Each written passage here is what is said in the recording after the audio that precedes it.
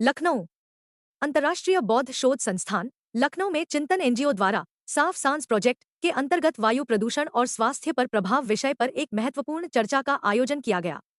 इस कार्यक्रम में वरिष्ठ डॉक्टरों, पर्यावरणविदों और अभिभावकों ने भाग लिया और वायु प्रदूषण से स्वास्थ्य पर पड़ने वाले प्रभावों पर अपने विचार व्यक्त किए। इस अवसर पर एयर पोल्यूशन का सॉल्यूशन विषय पर खरगापुर वार्ड के स्कूलों में कराई गई प्रतियोगिता के विजेता छात्रों को पुरस्कार वितरित किए गए। कार्यक्रम में अभिभावकों ने भी सक्रिय रूप से भाग लिया, जिससे यह आयोजन बेहद सफल रहा। इस संवाद का उद्देश्य वायु प्रदूषण के स्वास्थ्य पर प्रभाव और इससे बचाव के तरीकों को समझना और जागरूकता बढ़ाना था। कार्यक्रम में वरिष्ठ स्त्री रोग विशेषज्ञ डॉक्टर रजुल त्यागी ने बताया कि ये डॉक्टर भाव्या ने जो प्रोग्राम किया अवेयरनेस का, पॉल्यूशन का, ये बहुत इम्पॉर्टेंट है, बहुत ही नाजुक सब्जेक्ट है। पॉल्यूशन बढ़ रहा है जिसके कारण हमारे पब्लिक को, स्पेशली गर्भवती महिलाओं और उनके पेट में पलने वाले भ्रूण को, इसके कारण कितनी परेशानी हो रही है। इस बढ़ते हुए पॉल्यूशन के कारण बहुत सारी बीमारियों से हम ग्रसित हो रहे हैं। क्या क्या बीमारियाँ? Like lung cancer, asthma, allergic conjunctivitis, ये सारी बहुत सारी प्रॉब्लम्स बढ़ रही हैं। और स्पेशली प्रेग्नेंट लेडीज़ में ब्लड प्रेशर बढ़ रहा है, ब्लीडिंग का प्रॉब्लम बढ़ सकता है, उसके यूट्रस में प्रेगनेंसी के दौरान ब्लीडिंग हो सकती है, डिलीवरी के बाद ब्लीडिंग हो सकती है, और यहाँ तक कि साइकोलॉजिकली भी बहुत इफेक्ट होता है। डिप्रेशन, साइकोसिस, एंग्जाइटी, घबराहट, उलझन, ये जो परेशानियाँ ये बहुत ज़्यादा हैं। सांस रोगों की तो प्रॉब्लम है ही है, पर ये सारी भी बहुत बड़ी प्रॉब्लम है। यहाँ तक कि उसके गर्भ में पलते हुए शिशु का, उसकी ग्रोथ कम हो सकती है, बच्चा रिटार्डेड हो सकता है, उसका वजन कम हो सकता है, और होने के बाद पता चला वो एनआईसीयू में जा रहा है। बच्चे का मेंटल डेवलपमेंट, स्पेशली जो शुरू के 4 महीने 5 महीने होते हैं, वो बच्चे के सारे ऑर्गन बन रहे होते हैं। अगर पॉल्यूशन ज़्यादा होगा, गर्भवती महिला पॉल्यूशन वाले एनवायरनमेंट में होगी, तो उसके बच्चे के अंगों के डेवलपमेंट में भी फ़र्क पड़ेगा। और सबसे कॉमनेस्ट पॉल्यूशन जो है वो है स्मोकिंग। इसमें जो हस्बैंड स्मोक कर रहा है वो तो कर ही रहा है, पर जो उसकी वाइफ उसके बगल में बैठी है ना, वो पैसिव स्मोकिंग कर रही है, जिससे उसके बच्चे पे, गर्भ वाले बच्चे को असर आ रहा है। एक 80 साल, जैसे कि डॉक्टर रेणु ने कहा, एक 80 साल के आदमी को पॉल्यूशन का इतना असर नहीं आएगा जो एक गर्भ में पलते हुए बच्चे को आएगा, क्योंकि वो तो अभी जन्मा ही नहीं है बेचारा।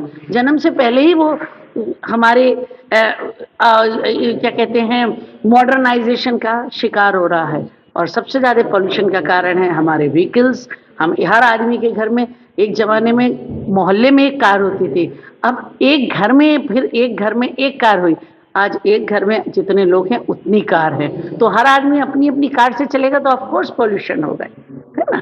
और बढ़ती हुई इंडस्ट्रीज, दैट मैं यही कहना चाहूँगी, हमें अपने आसपास का वातावरण स्वच्छ रखना चाहिए। अपने घर के आसपास हरियाली का करना चाहिए, पेड़ उगाने चाहिए, पौधे लगाने चाहिए, और पॉल्यूशन से खुद दूर करना। Thank you. मैं डॉक्टर भाव्या सिंह हूँ। मैं लखनऊ में सिटी कोऑर्डिनेटर हूँ, चिंतन जो हमारी एनजीओ है, और मैं साफ सांस प्रोजेक्ट हम लोग जो यहाँ यूपी में शुरू किए हैं उस पर हम लोग काम कर रहे हैं। हमें यूपी सरकार का और नगर निगम लखनऊ का पूरा सहयोग मिल रहा है, और सभी डॉक्टर्स, केजीएमयू और बाकी अदरवाइज भी सब हमारे साथ मिल के एक तरह से लोगों में जागरूकता पैदा करने की कोशिश कर रहे हैं। आज का हमारा कार्यक्रम जो है वो मेनली एज ए कम्युनिटी हम चाहते हैं कि सभी लोगों तक ये आवाज़ जाए कि बच्चों के लिए कितना हानिकारक है वायु प्रदूषण, और क्या क्या ज़रूरी है एज ए कम्युनिटी हमें उसको करने की, जिससे कि ये रोक सकते हैं।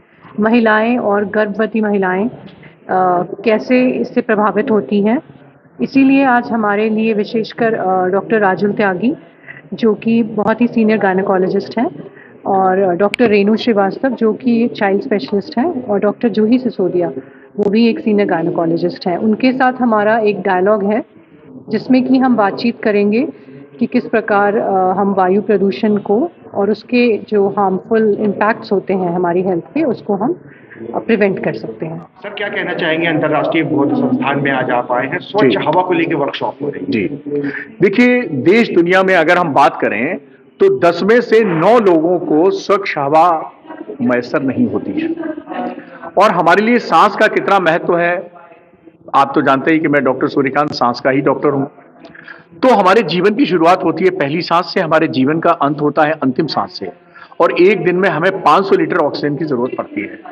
अब ये ऑक्सीजन हमें कहां से मिलती है? इसी वातावरण से मिलती है। अगर हमारी सांस ये साफ नहीं होगी तो हमें ऑक्सीजन साफ कहां से मिलेगी? नहीं मिलेगी। तो जब हम प्रदूषित वायु को लेते हैं तो ये प्रदूषित वायु हमारी न सिर्फ फेफड़े को खराब करती है, बल्कि फेफड़े से जब ये विभिन्न अंगों में रक्त संचरण के माध्यम से पहुंचती है तो विभिन्न अंगों में विभिन्न बीमारियां पैदा करती हैं। पूरी दुनिया में 70 लाख लोगों की मृत्यु जो है वायु प्रदूषण के दुष्प्रभाव के कारण हो जाती है। हमारे देश में भी 17 लाख, कुछ तो रिपोर्ट कह रही है 20 लाख के करीब इतने लोगों की मृत्यु हो जाती है। अगर हम इसको बात करें कि कौन कौन से अंगों पर प्रभाव पड़ता है, तो हम नाक हो, चाहे आंख हो, चाहे गला हो, चाहे फेफड़ा हो, चाहे ब्रेन हो, चाहे हार्ट हो, चाहे किडनी हो, चाहे लिवर हो, चाहे हड्डियां हो, कोई ऐसी चीज नहीं है जो इसके कारण दुष्प्रभाव ना होते हो। इवन जो गर्भ में बच्चा पल रहा है उसके अंदर भी पैदा होते ही बहुत सारी बीमारियां हो जाती हैं और गर्भ में उसकी मृत्यु भी हो सकती है, इंट्रायूट्राइन डेथ भी हो सकती है, उसकी ग्रोथ कम हो सकती है। तो बहुत सारे दुष्प्रभाव हैं। तो आज इस गोष्ठी में जो यहाँ अंतर्राष्ट्रीय बौद्ध संस्थान में हो रही है और ये चिंतन जो एनवायरमेंट है संस्था उसके द्वारा कराई जा रही है, उसमें हम बात करेंगे, लोगों को अवेयर करेंगे कि भाई हम क्या कर सकते हैं इस हवा को साफ करने के लिए। तो नंबर एक बात, अगर हम बीड़ी सिगरेट पीते हैं तो हम हवा को अस्वच्छ बना रहे हैं, तो कृपया ना पिएं। नंबर 2, वो माताएं बहनें जो अभी भी लकड़ी की चूल्हे से खाना बना रही हैं वो अपने स्वास्थ्य को खराब कर रही हैं, वो ना करें।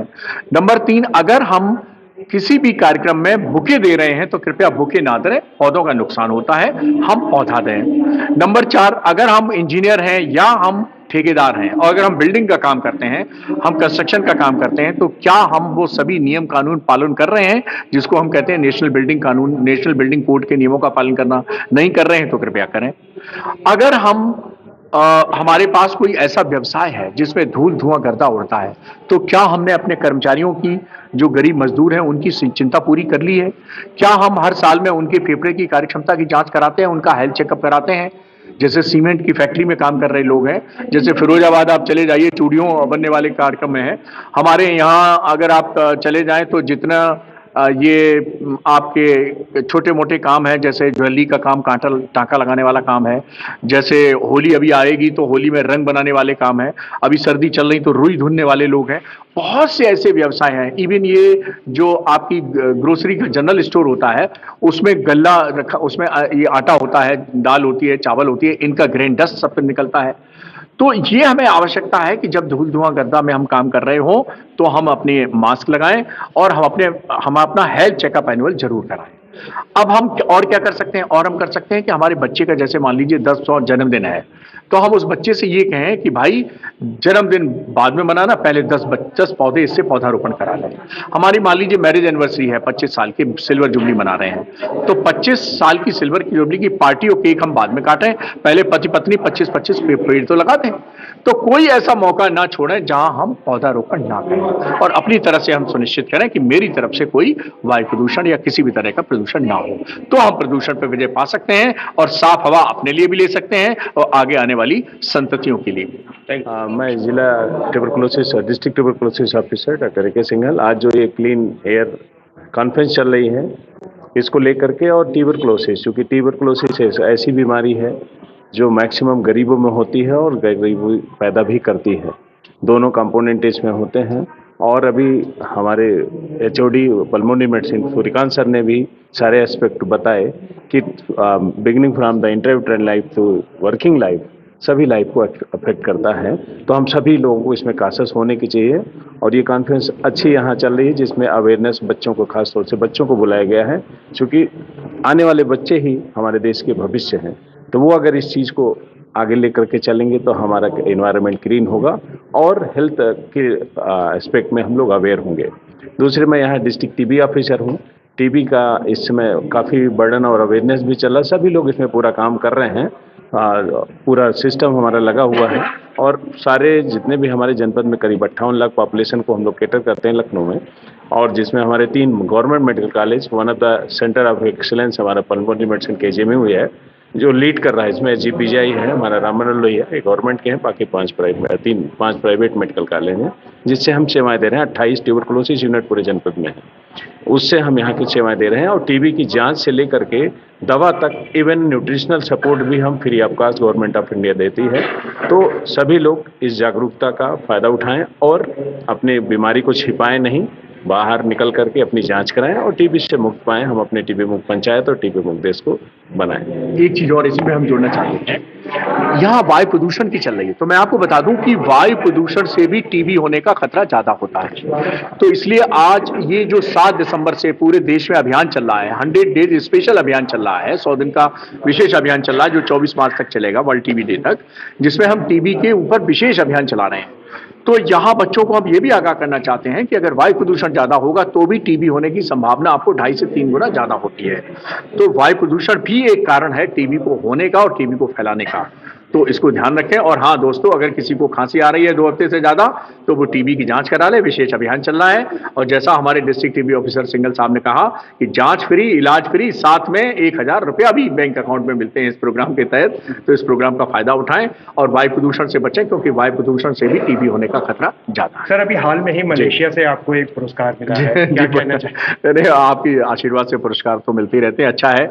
तो अभी जो हमको एक ओरेशन अवार्ड मिला है, वो TB में विशेष कार्य करने के लिए, TB में उल्लेखनीय कार्य करने के लिए मिला है, और आपने मुझे बधाई दी, बहुत बहुत धन्यवाद। मेरे ख्याल से आजकल का ये बर्निंग टॉपिक है। आज की तारीख में हर व्यक्ति, चाहे बच्चा हो चाहे बड़ा, वो पोल्यूशन के दुष्प्रभाव से परेशान है। सो आई थिंक ये बहुत अच्छी पहल है और हम सबको पूरा प्रयास करना चाहिए कि इसके बारे में और अवेयरनेस हम लोग रेस कर सकें। और जितने इस तरह के सेमिनार्स होंगे उतना ही हम सब जागरूक होंगे और हम सब प्रयास करेंगे कि आने वाले समय में हमारे आगे की जनरेशन्स के लिए हम लोग थोड़ा हवा को और बेहतर बना सकें। प्रधानमंत्री की क्या कहते हैं हमेशा अवेयरनेस रही है, एक माँ पेड़ के नाम। जी। और सर, पेड़ ऑक्सीजन के लिए पेड़ बहुत जरूरी है, तो हमारे चैनल के माध्यम से क्या मैसेज देना चाहेंगे? मेरे ख्याल से आदरणीय प्रधानमंत्री जी ने हमेशा कोशिश करी है कि कुछ अच्छा और नया करें। तो जो ये पेड़ों की बात हो रही है ऑक्सीजन से संबंध में, आई थिंक ये बहुत इंपॉर्टेंट है, बिकॉज अगर पेड़ नहीं होंगे तो हम सब ऑक्सीजन के अभाव में रहेंगे। तो आई थिंक ये बहुत अच्छी पहल है और आई थिंक इसको हमेशा कंटिन्यू करना चाहिए। सर, अपना इंट्रोडक्शन दे दीजिए। मेरा नाम डॉक्टर समर्थ अग्रवाल है। मैं एक नेत्र चिकित्सक हूँ और यहाँ पे आके मुझे बहुत कुछ सीखने को मिला। सर, कहाँ पर आपका हॉस्पिटल? मेरा हॉस्पिटल सैम आई हॉस्पिटल के नाम से है, हजरतगंज में, नेशनल PG कॉलेज के सामने। देखिए, ये एक ऐसा विषय है कि जिसमें जागरूकता ही कुछ बदलाव ला सकती है, क्योंकि हम अपने आप तो वायु प्रदूषण को कम नहीं कर सकते और इसका असर, क्योंकि हमें जो चीज़ों का असर, अगर हम गिर जाते हैं, हमें चोट लग जाती है तो हमें तुरंत दिखता है कि हमारा खून बह रहा है, लेकिन वायु प्रदूषण हमारे अंदर जाके जो गड़बड़ कर रहा है वो तो जब तक जांच नहीं होगी हमें पता नहीं लगता। और खासकर मिडिल क्लास और लोअर मिडिल क्लास जो 2 व्हीलर से चलता है, जो पैदल चलता है, उनको ज़्यादा असर है। अगर आप बंद कारों में चल रहे हैं तो आपको कम असर है बाहर के प्रदूषण का।